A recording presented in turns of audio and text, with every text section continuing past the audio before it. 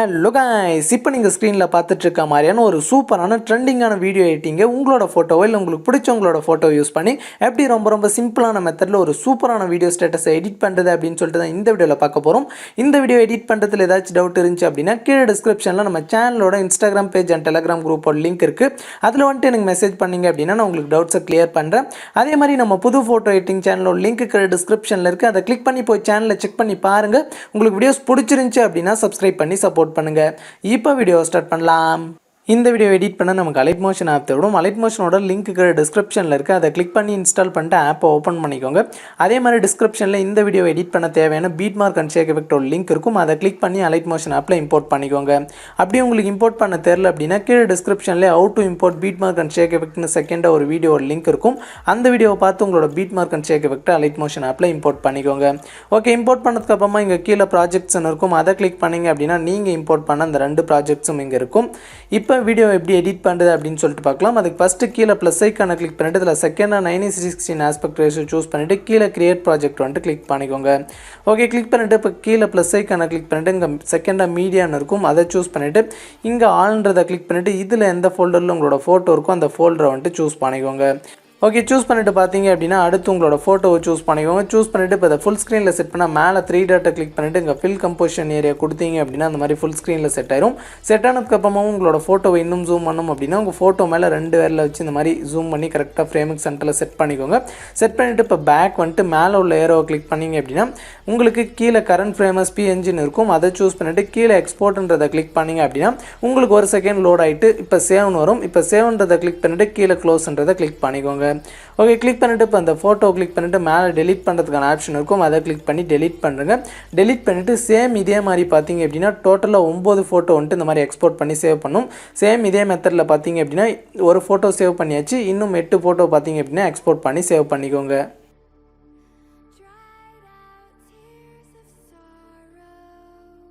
Okay, இப்போ டோட்டலாக 9 photo வந்துட்டு சேவ் பண்ணிவிட்டு கீழே க்ளோஸ்ன்றதை கிளிக் பண்ணிக்கோங்க. கிளிக் பண்ணிவிட்டு இப்போ பேக் வந்துடுங்க.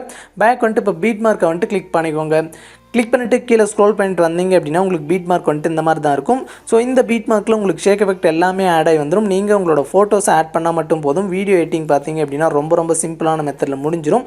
ஓகே, இப்போ எப்படி ஃபோட்டோவை ஆட் பண்ணுறது அப்படின்னு சொல்லிட்டு பார்க்கலாம். ஸோ அதுக்கு ஃபஸ்ட்டு உங்களோட டைம் லைனை இந்த மாதிரி ஸ்டார்டிங்கில் செட் பண்ணிவிட்டு கீழே பார்த்தீங்க அப்படின்னா க்ரீன் கலர் லேயர் இருக்கும். ஸோ அதில் 1ன்னு சொல்லிட்டு போட்டிருக்கும். அந்த லேயரை கிளிக் பண்ணிவிட்டு இங்கே கலர் அண்ட் ஃபில் ஆப்ஷனை கிளிக் பண்ணிவிட்டு இங்கே ஸ்டார் மாதிரி இருக்க ஆப்ஷனை கிளிக் பண்ணிக்கோங்க. கிளிக் பண்ண உடனே மேலே முன்னே நம்ம சூஸ் பண்ண அந்த ஃபோல்டரில் இருக்கும். அதை கிளிக் பண்ணிவிட்டு இங்கே ஆல்ன்ற ஃபோல்டரை வந்துட்டு சூஸ் பண்ணிக்கோங்க. சூஸ் பண்ணிட்டு பார்த்தீங்க அப்படின்னா இங்கே நம்ம எக்ஸ்போர்ட் பண்ணி சேவ் பண்ண அந்த 9 ஃபோட்டோவும் இங்கே இருக்கும். அதில் ஃபஸ்ட்டு ஃபோட்டோவை சூஸ் பண்ணிவிட்டு மேலே ப்ளஸ் ஐக்கான கிளிக் பண்ணிங்க அப்படின்னா அந்த ஃபோட்டோ வந்துட்டு அந்த லேயரில் ஆட் ஆயிரும். ஸோ அவ்வளோதான். இப்போ பேக் வந்துருங்க. பேக் வந்துட்டு பார்த்தீங்க அப்படின்னா இப்போ மேலே உள்ள லேயரை கிளிக் பண்ணிங்க அப்படின்னா அது ஃபஸ்ட் பீட் மார்க் கிட்ட வந்துடும். இப்போ பார்த்தீங்க அப்படின்னா இங்கே 2 சொல்லிட்டு 3 லேயர் இருக்கும். ஸோ இந்த 2 செகண்ட் ஃபோட்டோ ஆட் பண்ணும். அடுத்து பார்த்தீங்க அப்படின்னா 3 சொல்லிட்டு 3 லேயர் இருக்கும். இந்த 3 லேயர்லையும் தேர்ட் ஃபோட்டோ ஆட் பண்ணும். ஸோ அதே மாதிரி பார்த்தீங்க அப்படின்னா 4 சொல்லிட்டு 3 லேயர் இருக்கும். இந்த 3 லேயர்லையும் ஸோ 4th ஃபோட்டோ ஆட் பண்ணும். ஸோ இந்த மாதிரி பார்த்தீங்க அப்படின்னா உங்களுக்கு லாஸ்ட்டில் வந்துட்டு 9 சொல்லிட்டு 2 லேயர் இருக்கும். இந்த 9 லேயரில் 9th ஃபோட்டோ வந்துட்டு ஆட் பண்ணும். ஸோ இந்த மாதிரி தான் பார்த்தீங்க அப்படின்னா ஃபோட்டோ வந்து ஆட் பண்ணும். ஸோ நான் உங்களுக்கு ஃபஸ்ட்டு இந்த செகண்ட் லேயரில் எப்படி ஃபோட்டோ ஆட் பண்ணுறது அப்படின்னு சொல்கிறேன். சேம் ஃபோட்டோ ஆட் பண்ணுறது ஒரே மெத்தட் தான். அதே மாதிரி தான் பார்த்தீங்க அப்படின்னா எல்லா லேயர்லையும் ஃபோட்டோ ஆட் பண்ணும். இப்போ இந்த செகண்ட் லேயரை இப்போ அந்த 2 லேயரை வந்துட்டு கிளிக் பண்ணிவிட்டு இதில் கீழே கலர் அண்ட் ஃபில் ஆப்ஷன் இருக்கும். அதை சூஸ் பண்ணிவிட்டு இங்கே ஸ்டார் மாதிரி இருக்க ஆப்ஷனை கிளிக் பண்ணிக்கோங்க. கிளிக் பண்ணிவிட்டு பார்த்தீங்க அப்படின்னா இதில் செகண்ட் ஃபோட்டோவை சூஸ் பண்ணிவிட்டு மேலே வந்துட்டு ப்ளஸ் ஐக்கான கிளிக் பண்ணிங்க அப்படின்னா அந்த ஃபோட்டோ அந்த லேயரில் ஆட் ஆயிரும். ஸோ அவ்வளோதான். பேக் வந்துடுங்க. பேக் வந்துட்டு அடுத்து பார்த்தீங்க அப்படின்னா உங்களுக்கு 2 சொல்லிட்டு நெக்ஸ்ட் 2 லேயர் இருக்கும். ஸோ அந்த 2 லேயர்லையும் இதே ஃபோட்டோவை தான் ஆட் பண்ணும். சேம் அதே மாதிரி அடுத்து உங்களுக்கு 3 சொல்லிட்டு 3 லேயர் இருக்கும். அந்த 3 லேயர்லையும் தேர்ட் ஃபோட்டோ ஆட் பண்ணும். இந்த மாதிரி தான் லாஸ்ட் வரைக்கும் பார்த்தீங்க அப்படின்னா உங்களோட ஃபோட்டோஸ் ஆட் பண்ணும். நான் பார்த்தீங்க அப்படின்னா இப்போ ஃபோட்டோஸ் ஆட் பண்ணிக்கிறேன். நீங்களும் கரெக்டாக ஆட் பண்ணிக்கோங்க.